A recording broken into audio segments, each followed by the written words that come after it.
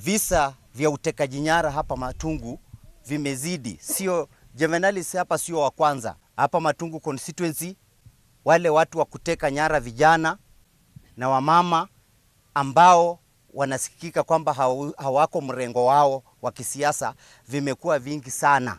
Hapa kwa simu yangu mimi pia nimetishiwa. Watu wangu wote wametishiwa.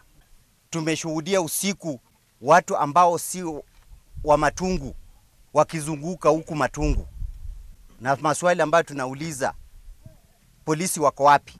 Kwa hivyo mimi ningependa kuchukua nafasi hii kwanza kuwaambia polisi ambao wameletwa Matungu waimarishe hali ya usalama kwa watu wa Matungu.